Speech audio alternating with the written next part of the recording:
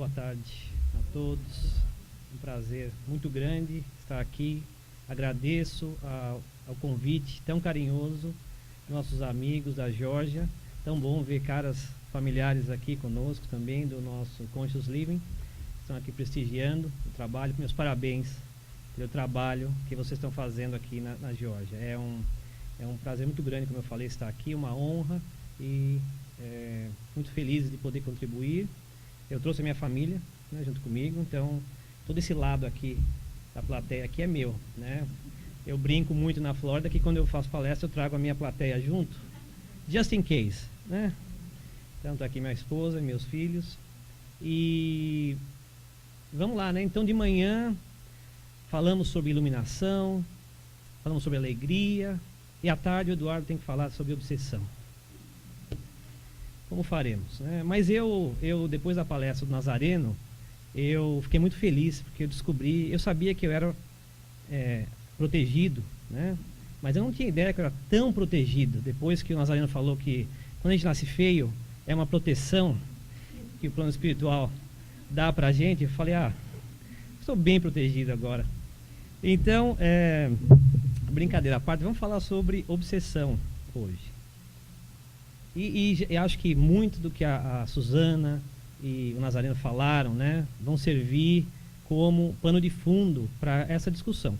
E eu vou tentar aqui o meu melhor para a gente deixar algum tempo para perguntas ao final, né, porque eu tenho certeza que muitos de vocês têm muita experiência, alguns podem ser novos na doutrina, e é sempre bom a gente deixar um tempinho para perguntas e respostas. Então, vamos ver se... funciona. Então, por que falar sobre a obsessão? Então, deixa eu fazer uma pergunta aqui primeiro.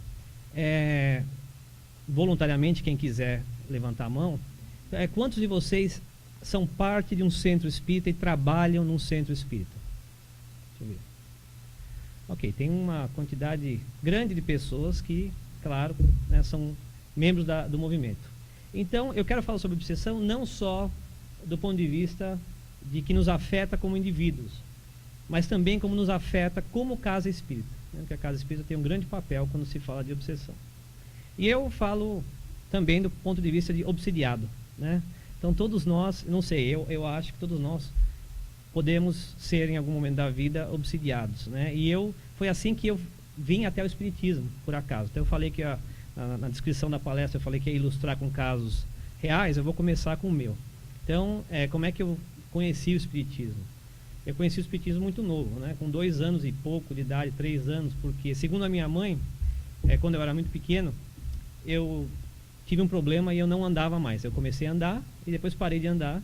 E como toda boa mãe, eu era o primeiro filho, me levou em inúmeros médicos e tentaram todos os tipos de exame, diagnóstico, tratamento, e o Eduardinho não andava.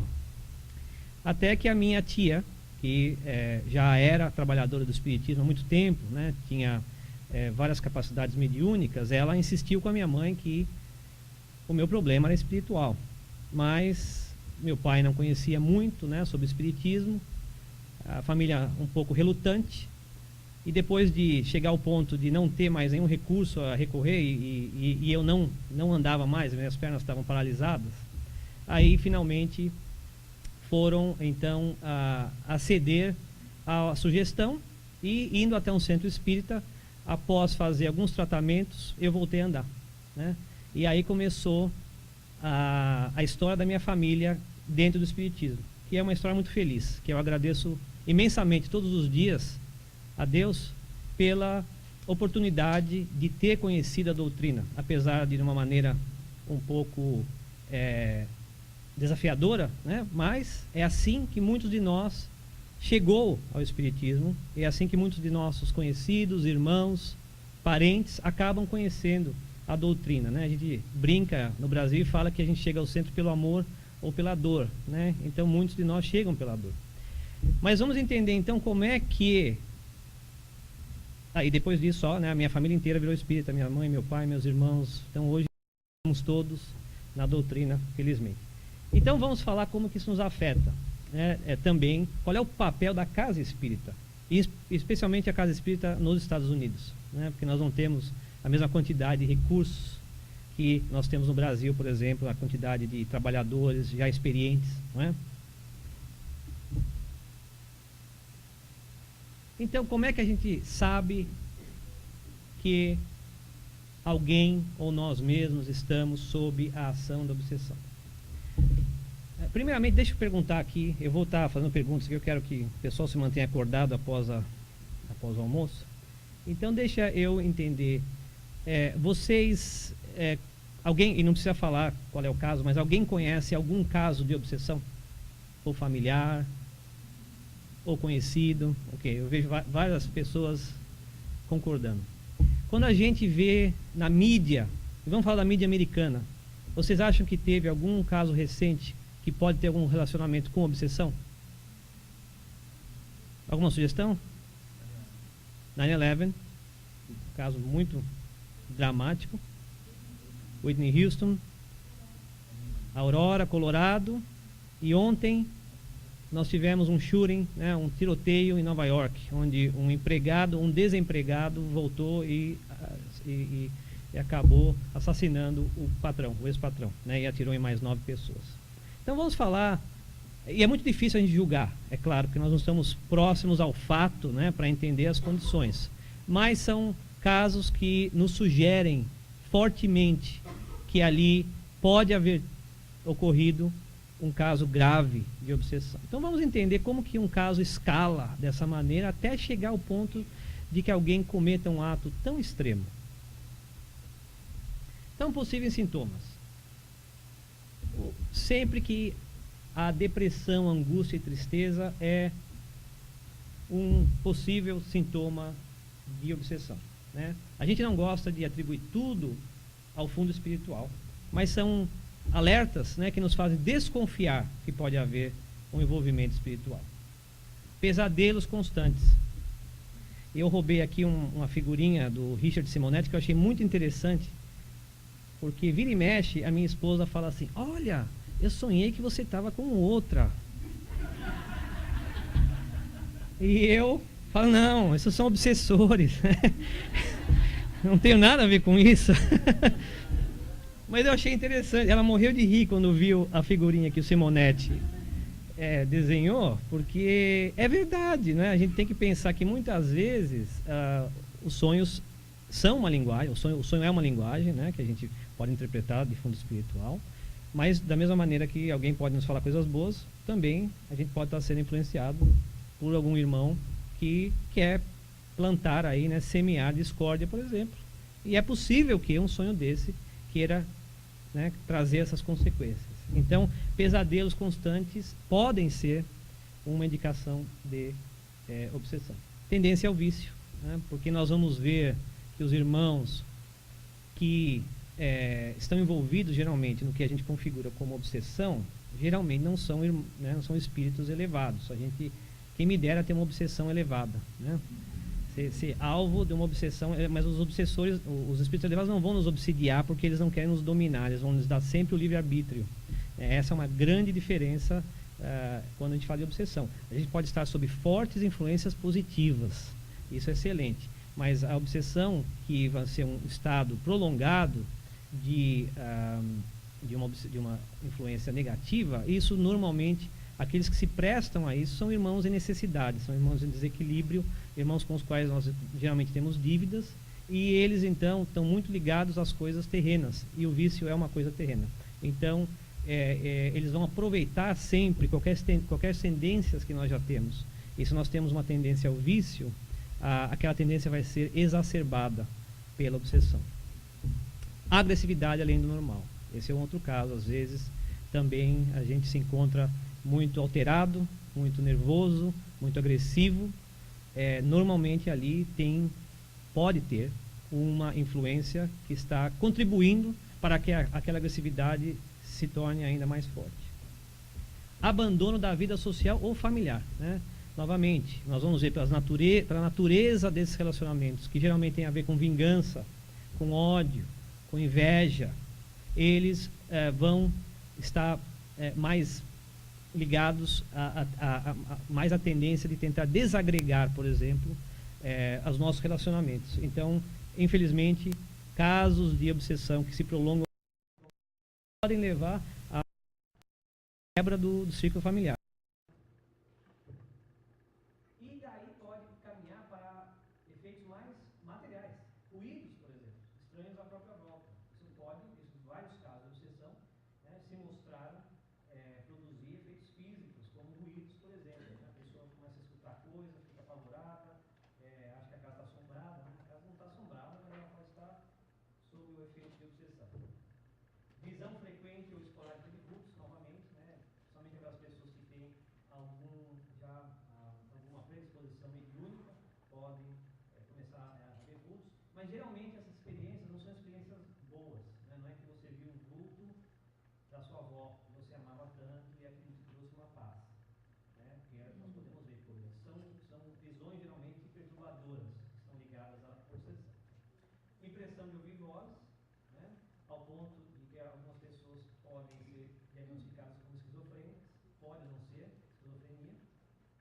Manias e tiques nervosos, então isso pode desencadear esse tipo de desequilíbrio mental. Loucura, né? Quantos irmãos de nós, quanto nós vimos já em literatura espírita, em filmes, em pessoas que foram diagnosticadas como loucos, quando na verdade não eram loucos, né? Eram casos extremos de obsessão, que, se tratados, poderiam ter voltado ao normal, e podem voltar ao normal.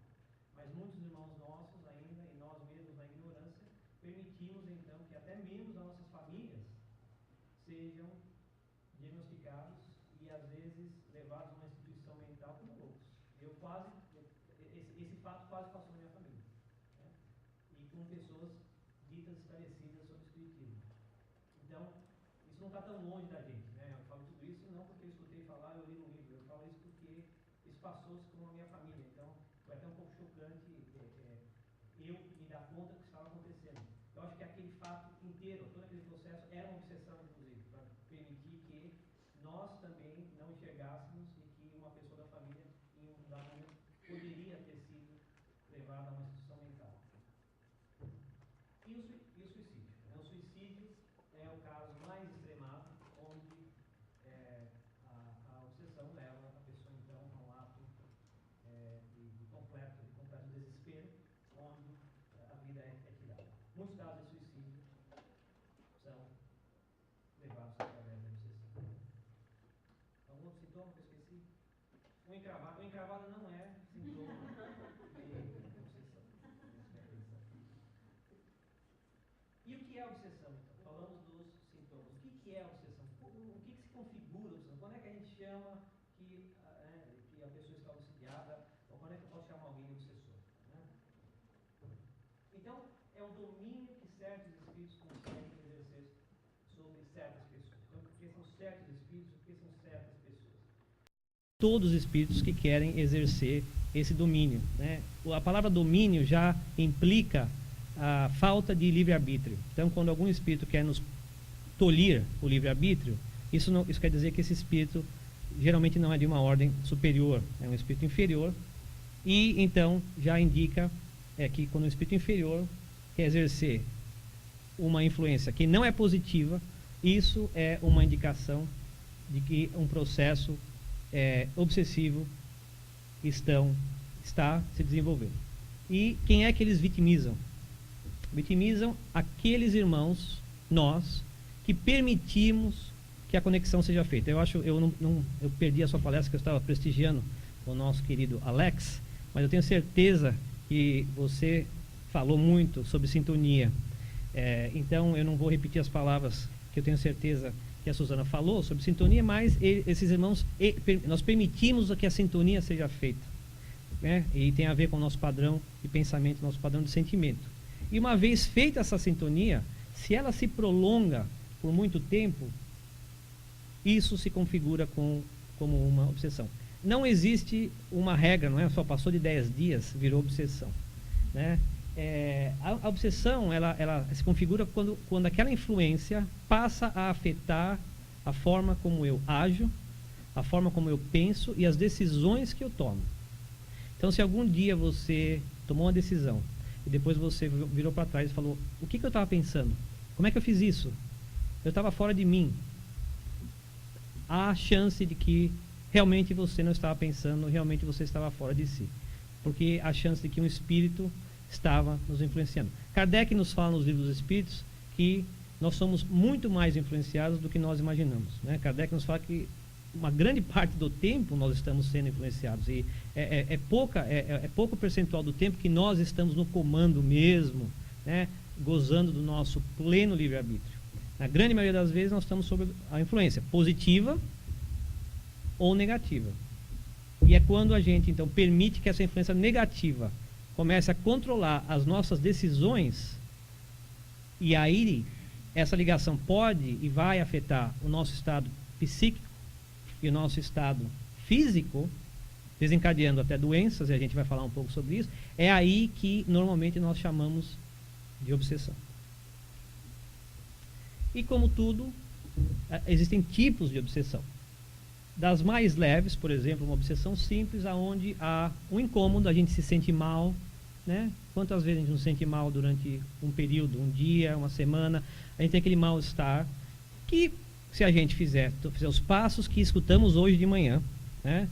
Através dos nossos irmãos Suzana e Nazareno, né? Se a gente cultivar aquela atitude que nos traz alegria, acabou. A gente mata, a gente reduz, elimina aquela influência negativa ali mesmo. Confusão, né? Os espíritos que às vezes estão tentando configurar uma relação de obsessão, eles vão tentar nos confundir, eles vão tentar fazer com que o nosso desempenho até de trabalho seja afetado, né? E eu, como profissional, várias vezes eu me dei conta de que o meu pensamento não estava claro, né? Meu pensamento estava começando a ficar embaralhado, embaraçado, confuso, e quando eu consegui finalmente sair daquela situação e olhar para trás e analisar a situação, para mim ficou muito claro que eu não estava de posse dos meus pensamentos plenamente. Mas essas obsessões simples, né, elas são passageiras, porque a pessoa tem algum mecanismo para combater, para quebrar esse ciclo. É um ciclo que tenta se formar. E isso é importantíssimo que a gente, através da oração e da vigília, a gente consiga perceber e interromper esse ciclo ali. Quando a gente fala, tudo que é grande começou pequeno, né? E se a gente conseguir detectar esses pensamentos e sentimentos, logo que eles comecem, a gente tem a capacidade de eliminá-los e não permitir que isso depois se desenvolva em uma obsessão. Então, isso é muito comum. Eu diria que todos nós temos obsessões simples o tempo inteiro, pela natureza que temos, né? E se a gente estiver exercitando aqueles sentimentos e pensamentos que nós escutamos hoje, de alegria perante a vida, nós temos uma chance muito grande de não permitir que esse processo continue. Temos depois a fascinação. A fascinação é um processo muito interessante e perigoso. E nós podemos nos fascinar como pessoas ou até como grupos e centros espíritas. Então, a fascinação, o mecanismo da fascinação, é aquele em que o espírito faz com que nós nos convençamos de uma ideia. E geralmente você pensa que a ideia é sua. Fala, que ideia brilhante que eu tive, né? E aquela ideia geralmente é uma ideia que exacerba a nossa vaidade, o nosso egoísmo, o nosso orgulho. E é muito difícil você convencer alguém ou desconvencer alguém, né, que se convenceu de uma ideia. A gente sabe disso, né? Tentar dissuadir alguém depois que a pessoa está absolutamente convencida que eu tenho capacidade de fazer isso, eu sei que eu vou conseguir, ou o meu é melhor que o outro. E quando isso chega ao centro, o meu centro, os espíritos que vêm no meu centro são melhores do que os outros. Aqui a gente recebe Jesus Cristo, né? Já vários centros acham que recebem Jesus, ou o Chico que desencarnou, já apareceu em vários centros. Então nós temos que tomar muito cuidado quando esse tipo de processo começa, porque é exatamente com a intenção de exacerbar nossa vaidade e orgulho que a fascinação ocorre. É muito difícil quebrar a fascinação porque a pessoa está convencida, ela não quer escutar, ela está cega, surda e não vai estar muito aberta às sugestões. Muitos centros espíritas fecharam por causa de fascinação, e eu era parte de um deles, né? Não sei de vocês, sei que cada um temos nossas histórias de guerra, mas eu posso falar de cadeirinha, como a gente fala, de que nós tivemos um centro espírita que foi fechado por um processo de fascinação, onde não havia mais como convencer o nosso presidente na época de que as ideias que estavam sendo ali discutidas, elas não tinham cabimento, elas não eram mais de acordo com a doutrina, elas estavam promovendo pessoas e não ideias, né? Então a gente tem que estar muito, muito preocupado com isso, como dirigentes espíritas também, para que as nossas casas nunca entrem num processo desse tipo, porque a casa fecha, mas Deus é Pai e a espiritualidade é muito forte. Então uma casa nova abriu, depois que aquela casa fechou, a gente abriu uma casa nova, e o movimento cresceu mais forte. Mas é triste que nós tenhamos que passar por esse tipo de experiência, né, para aprender, mas como acho que o Nazareno falou, tudo é aprendizado, né? A gente aprende, Deus é Pai, o obsessor é o nosso personal trainer, né? Então eu vou usar aqui um pouco do que o Nazareno falou, porque é verdade, que a gente passa por essas dificuldades com um propósito. O propósito é aprender e crescer mais forte. Se a gente puder evitar e aprender através da inteligência, ótimo. Se não, passaremos e aprenderemos da mesma maneira. E o terceiro, então, é a subjugação, que é o caso mais grave, né? Aí a gente fala no popular, a pessoa ficou tomada. A gente sabe que não é bem isso, mas é o controle muito, muito agudo que um espírito pode exercer sobre uma pessoa, ao ponto de que a pessoa não tem mais consciência de si. Isso já conheci muitas pessoas que passaram por processos de subjugação, onde por um período de tempo a pessoa perde a consciência, depois é como se ela acordasse de um coma. Depois de um tempo ela não sabe nem o que aconteceu e onde que ela estava.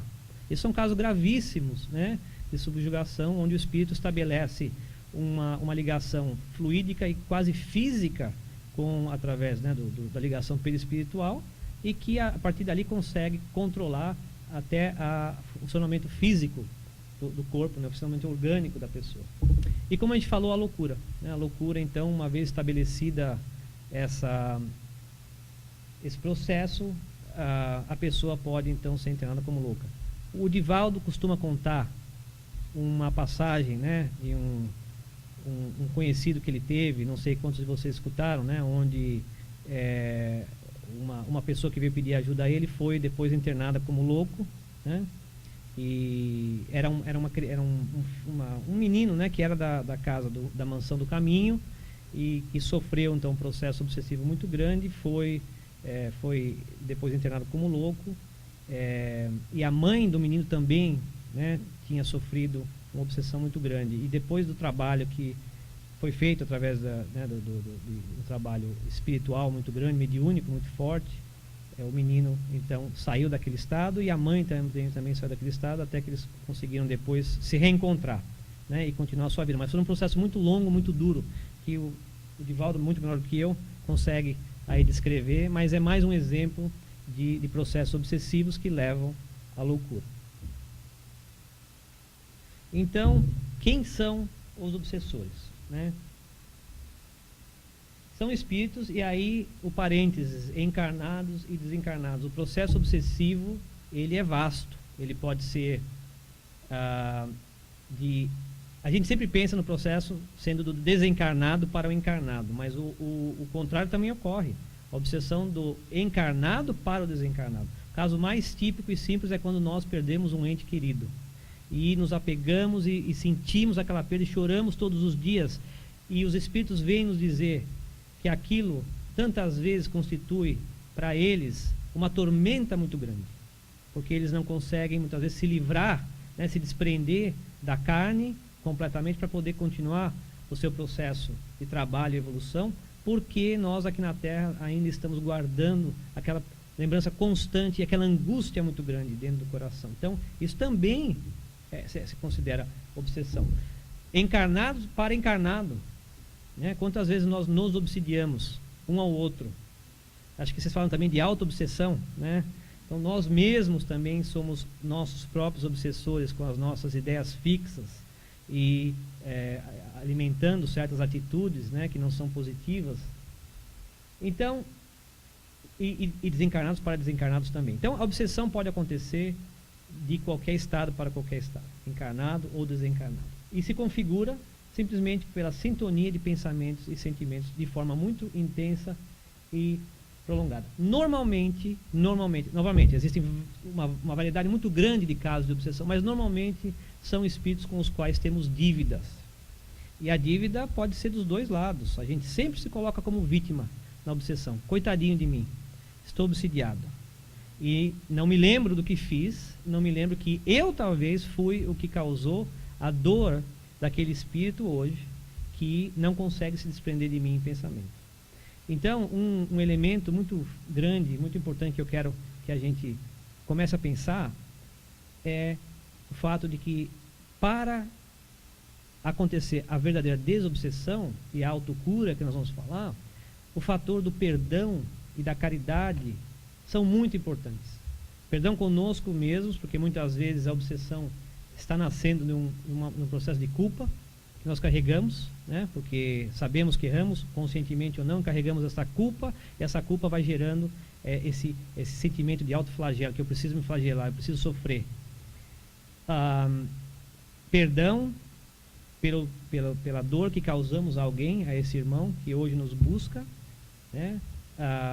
Perdão com as nossas faltas, e pedir que nós possamos perdoar aqueles que nos fizeram algo, porque muitas vezes, né, é daí que continua essa ligação depois do além-túmulo.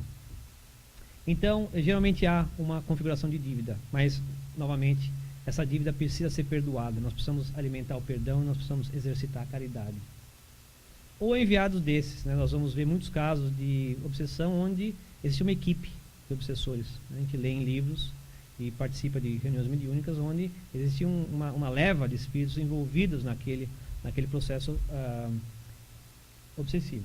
Nós mesmos, como nós falamos, e a Suzana deve ter falado hoje de manhã, então não repetirei muito. E os motivos mais comuns do que nós chamamos de obsessão são os mesmos motivos que nós vemos na Terra quando existem as tragédias aí pessoais. Vingança, né? Como comentei, algo que fizemos a alguém ou que alguém fez para nós. A paixão pode e causa a obsessão, porque os espíritos, né, nós nos envolvemos e aí carregamos essa ligação de paixão no além-túmulo e não nos desligamos mais da pessoa. O egoísmo e a inveja, né? Muitos espíritos carregam a inveja do ponto de vista de que, como existe alguma dívida e hoje nos vem progredir de alguma maneira, qual que seja, aquilo os incomoda profundamente. E eles vão então buscar maneiras de que a gente não mais progrida. Então, é normal, durante qualquer processo evolutivo, seja ele de evolução espiritual, de evolução moral, de evolução psíquica, porque quando a gente amadurece mais emocionalmente, por exemplo, isso é uma evolução psíquica, ou a evolução material, onde a gente, né, consegue, com o fruto do nosso trabalho, do nosso esforço, progredir profissionalmente, né? Isso tudo pode causar no espírito irmão nosso, com o qual nós temos uma dívida, um processo de que ele ou ela vai se comprometer a fazer tudo que for necessário para que nós não mais progridamos. É aí que nós temos que estar amparados, né, pelos nossos pensamentos e sentimentos, lembrar que não estamos sozinhos, lembrar que é uma tarefa que temos que desenvolver, que é o nosso progresso, e que Deus nunca nos deixou desamparados, né? Temos o nosso espírito protetor, os nossos mentores, as equipes amigas, temos as equipes do Centro Espírita, para isso que a gente vai no Centro Espírita também, para estar sob essa proteção, para que possamos então às vezes trazer esses irmãos conosco no Centro Espírita, para que eles possam ser tratados, esclarecidos. A gente vai falar sobre doutrinação, que é o processo de esclarecimento, para que esse processo se quebre, né? Então é um processo complexo do ponto de vista de que começa com a gente, e nós vamos ver aí vários autores falando sobre autocura, mas é um processo que pode ser muito auxiliado através de tudo que a Casa Espírita oferece. E quando a gente enxerga o problema de forma integrada, nós temos uma chance muito grande de resolver o problema, e muitos são resolvidos, né? Quantos casos nós já não lidamos nas nossas casas espíritas, né? Com pessoas que vieram buscar ajuda e conseguiram, e é muito satisfatório, é muito recompensador a gente saber que esse recurso está ao nosso alcance e que nós temos capacidade de promover esses benefícios através da Casa Espírita. Então, quais são os principais elementos que estão ligados ao processo obsessivo? Um deles, e que nós não damos muita importância ou não nos damos conta, é o tempo. Os espíritos têm o tempo a seu favor, os irmãos desencarnados. Eles não têm pressa, estão desencarnados mesmo, não tem que ir para lugar nenhum.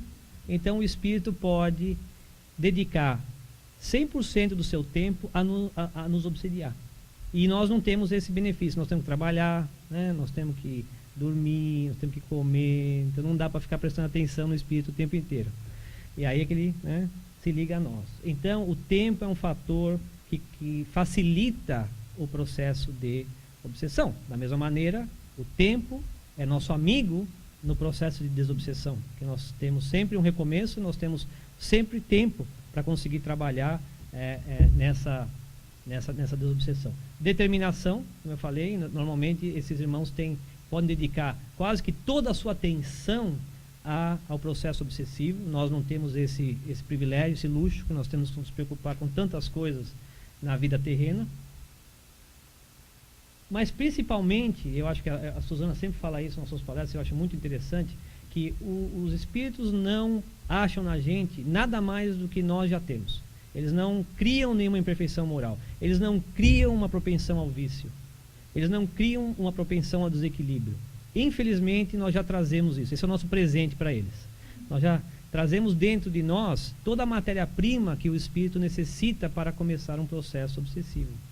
Então, essa é uma realização muito dura, às vezes, para nós, de que nós somos os contribuintes para o processo obsessivo, na medida que nós oferecemos aquelas oportunidades para que o espírito encontre em nós, então, os elementos para poder explorar o processo obsessivo, que são as nossas fraquezas morais e imperfeições que todos nós temos.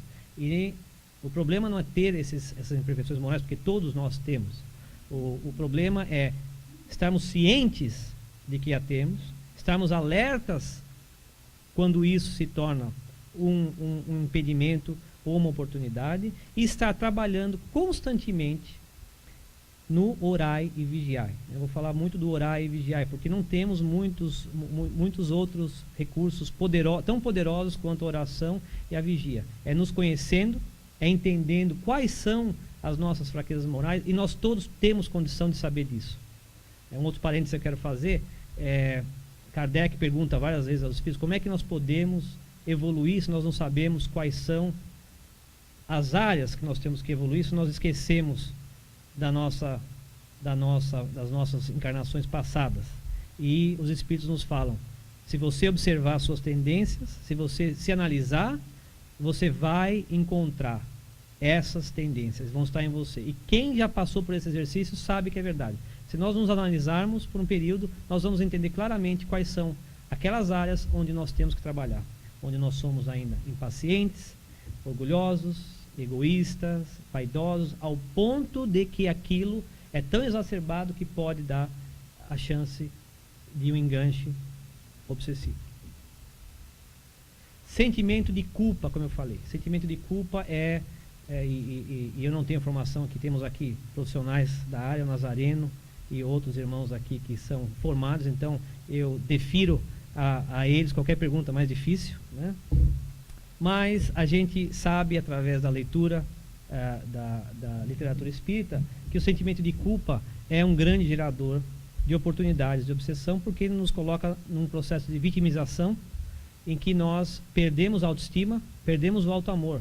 E Jesus falou, se alguém me corrija, mas ele falou amar a Deus sobre todas as coisas e ao próximo como a ti mesmo.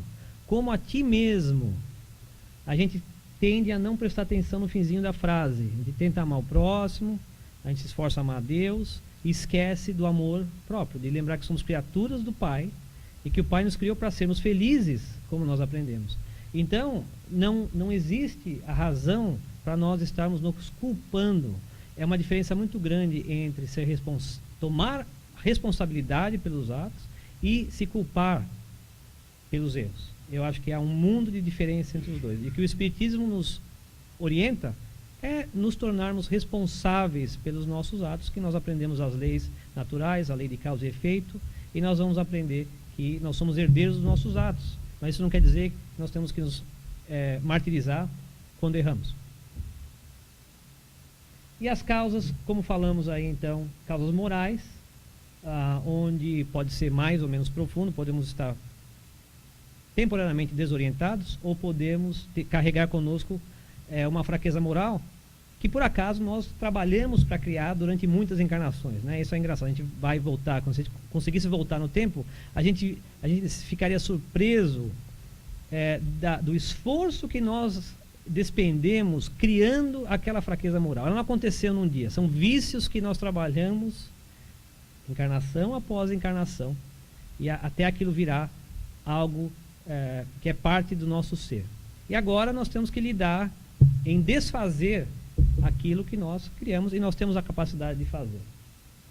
Vidas passadas, influência de locais ou círculos sociais, isso também é importante, gente, porque nós sabemos que através do conhecimento espiritual, que nós temos a capacidade de isolar pensamentos negativos, nós temos capacidade de estar dentro de um ambiente que a gente chama de pesado ou desequilibrado e não nos sentirmos afetados, mas isso não quer dizer que nós temos que ignorar o fato de que certos círculos vão atrair os espíritos que são mais inferiores e nós vamos estar mais propensos a criar uma ligação. O que quer dizer isso? Que a gente deve evitar esses locais, a não ser que nós estejamos lá para ajudar, né? Se nós estamos lá para trabalhar, né?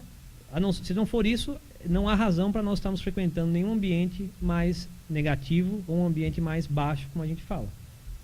Se a gente fizer isso, temos que questionar por que estamos ali, né? Se não é para ajudar, não é para trabalhar, não tem nenhuma outra razão, então nós estamos dando uma brecha para que esse processo aconteça. A pessoa né? A pessoa adquire o hábito de parar no bar todo dia para tomar umazinha antes de ir para casa.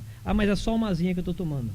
Bom, mas quais são os espíritos que estão ali no bar, né? São espíritos que estão em necessidade. E naquela uma de eu vou parar para tomar umazinha no bar, o espírito vai com você para casa.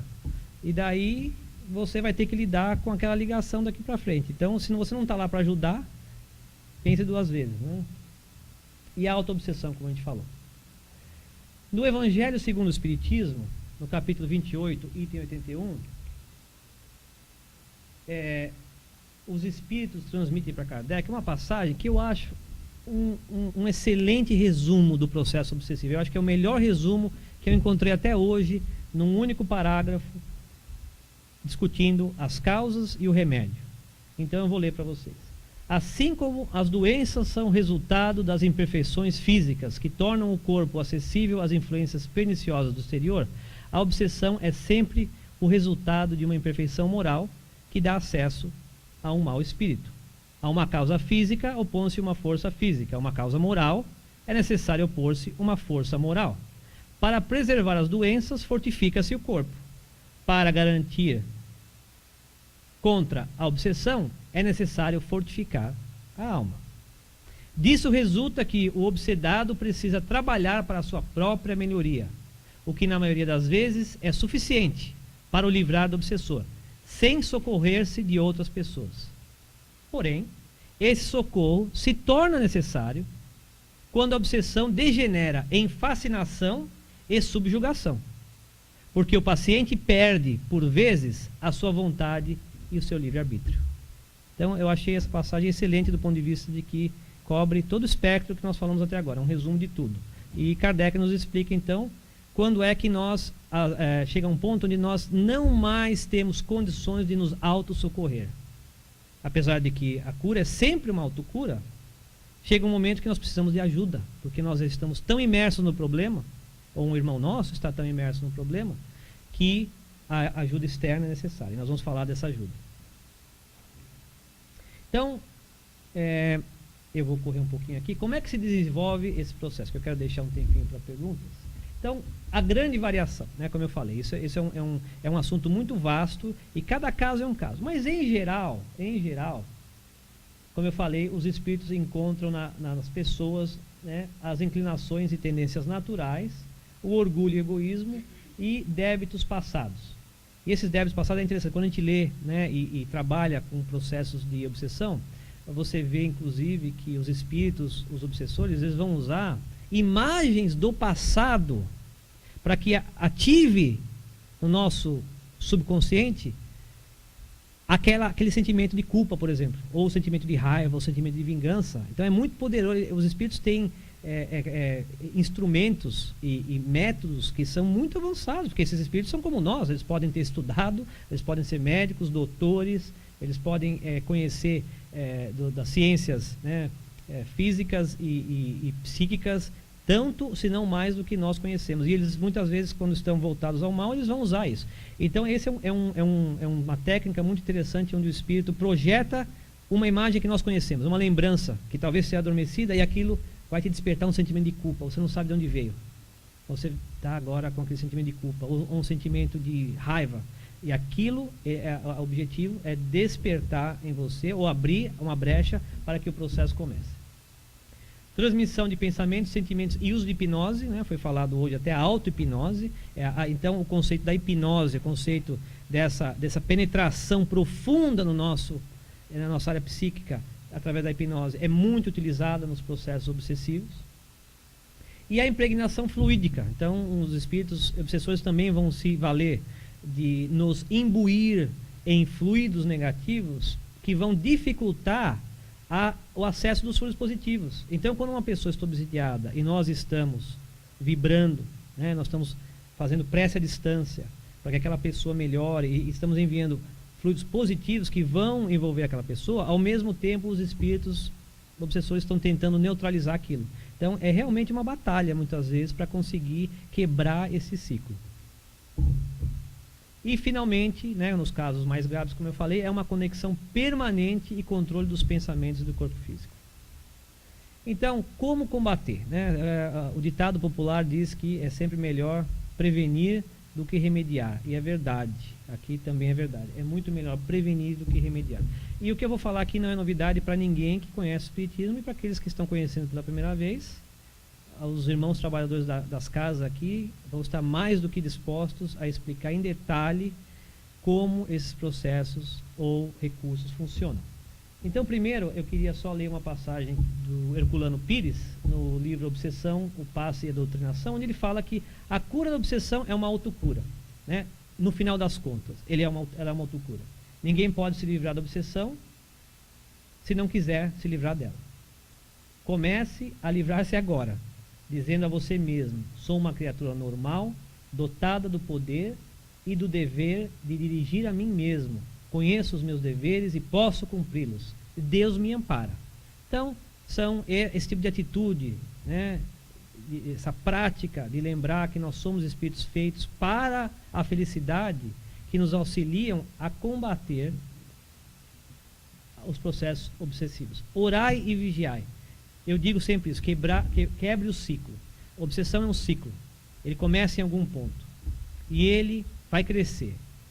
Se você conseguir quebrar antes que ele se torne um processo obsessivo, essa é a saída ideal. Eu digo o seguinte para a minha família: eu falo, toda semana nós temos uma oportunidade de quebrar esse ciclo. Devia ser mais do que uma, né? Devia ser todo dia, devia ser uma oportunidade. Mas no mínimo, eu digo, quando a gente vai à casa espírita, quando a gente vai ao centro espírita, essa é a oportunidade de ouro que nós temos de sair do processo obsessivo por alguns minutos e se dar conta do que está acontecendo. Porque vários irmãos espirituais nos descrevem, e a gente escuta isso, lê na bibliografia espírita, mas também escuta muito nas reuniões mediúnicas, que vários espíritos são proibidos de entrar na casa espírita. Não sei quem já participou, você já escutou isso, que os irmãos obsessores, eles muitas vezes não são permitidos entrar na casa espírita. Eles são, sim, convidados a entrar na casa espírita para o tratamento de desobsessão, para a doutrinação. Mas, geralmente, no começo, eles são mantidos do lado de fora, porque a casa espírita é protegida. Nesse momento, é o momento que nós temos a condição de acordar. Temos a condição de despertar e falar: meu Deus, o que está acontecendo comigo? Por que eu estou me sentindo dessa maneira? Por que eu estou alimentando esses pensamentos? Por que eu estou alimentando esses sentimentos que eu sei que não são bons? Nesta hora é a nossa chance de se dar conta e falar: poxa vida, eu preciso redobrar os meus esforços. Eu preciso prestar mais atenção em certas áreas dos meus sentimentos e pensamentos. É nessa hora que nós temos a condição de quebrar o ciclo da obsessão que está começando. Portanto, eu convido a todos a aproveitar esses momentos, porque a casa espírita, ela é um lugar especial. O nosso lar também é um lugar especial, mas o nosso lar é um ambiente que nós estamos trabalhando o tempo inteiro e muitas vezes nós não temos os recursos espirituais que a casa espírita oferece para poder diagnosticar e quebrar um processo de obsessão. Então, orai e vigiai, aproveitem as reuniões dos centros espíritas, no domingo, no sábado, no dia que vocês frequentem, e naquele momento parem e façam uma autoanálise, peçam auxílio, e se vocês perceberem que alguma coisa não está bem, preste atenção naquele pensamento, não releve, preste atenção naquele pensamento. Aquele pensamento pode indicar para você que um processo obsessivo está começando. Mudança de atitude, né? Essa é necessário para a autocura, como a gente falou. Como a obsessão é um processo que envolve débitos e muitas vezes, se não houver a mudança de atitude e pedir o perdão para nós e para aqueles com os quais nós temos dívidas, vai ser muito complicado se libertar.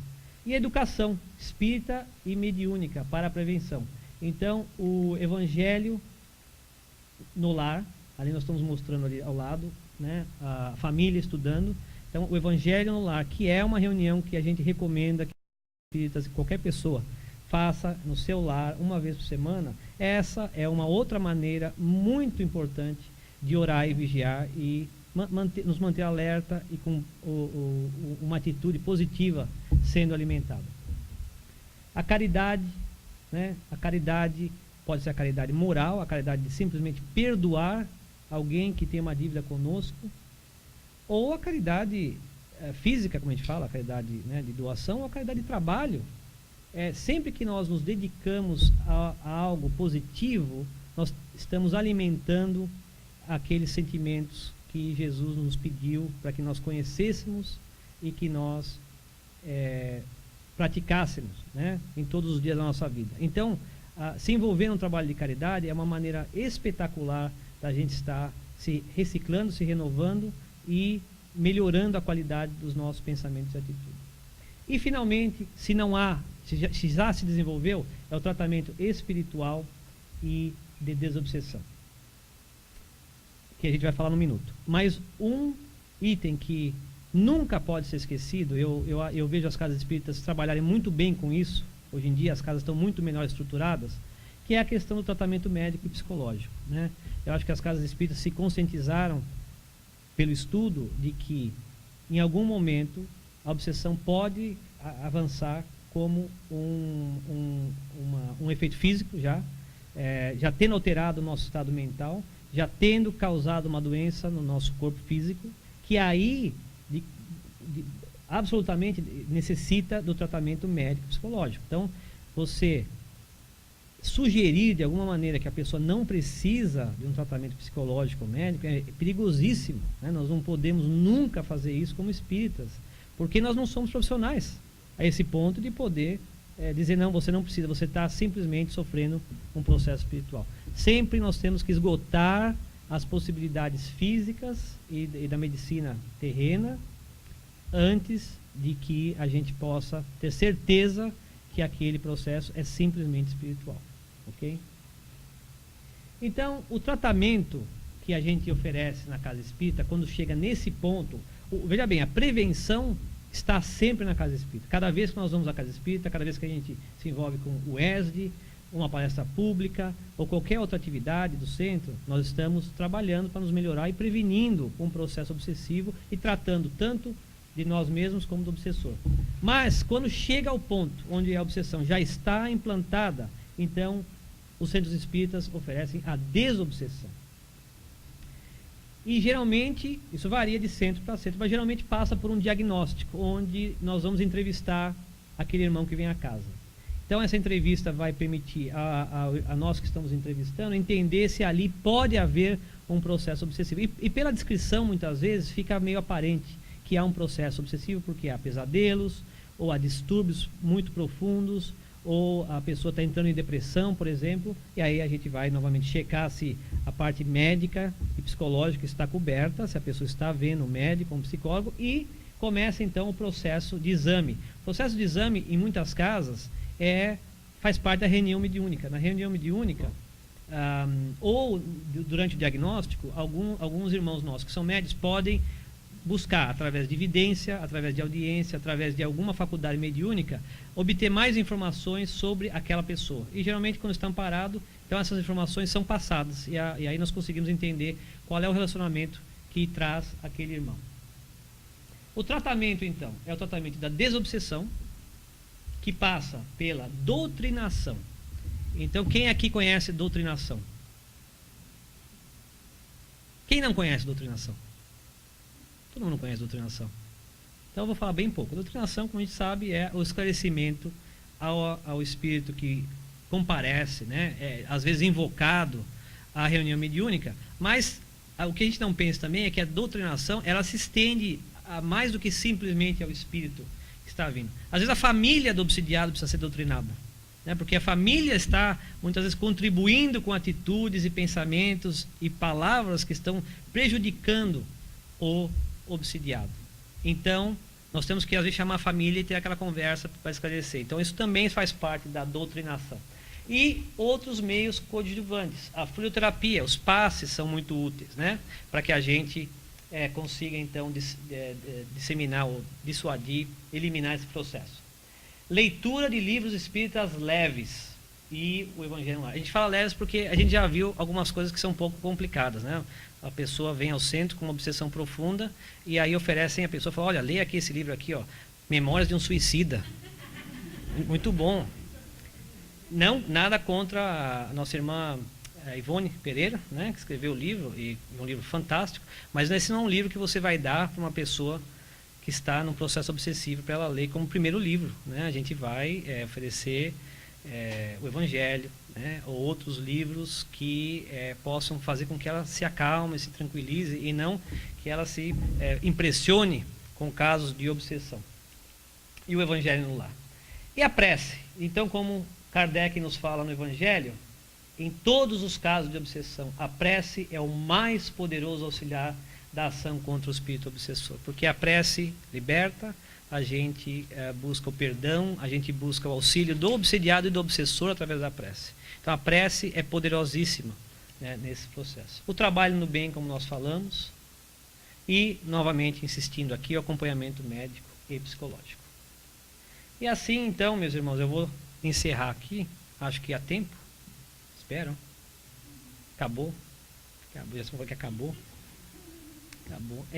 Falando, então, deixando aqui o que Paulo nos falou. Eu estou colocando aqui essas duas passagens, também de uma forma curiosa, porque eu não sei porquê, prestei atenção a um debate que estava acontecendo no meio espírita, ou entre espíritas e não espíritas, dizendo, ora, onde é que está escrito na Bíblia que fora da caridade não há salvação? Não é isso? Fora da caridade não há salvação está escrito no Evangelho, né? Supostamente pelo apóstolo Paulo, né? E onde numa das passagens ele fala fora da caridade não há salvação. Então não está na Bíblia fora da caridade não há salvação. Mas Paulo, quando escreveu, Jesus falou, e no Novo Testamento, exatamente. E na sua carta aos Coríntios ele fala extensamente sobre isso e fala que agora, pois, permanecem a fé, a esperança e a caridade, mas a maior dessas é a caridade. Então, se alguém tem dúvida que foi Paulo, não tenha. Foi Paulo mesmo que falou isso. Porque Jesus falou isso. Ok, gente, muito obrigado. Então, e não temos tempo para perguntas, então, não temos tempo para perguntas, mas se tiverem perguntas, estou aqui e estão aqui pessoas mais capacitadas do que eu para responder essas perguntas também. Muito obrigado a todos, viu?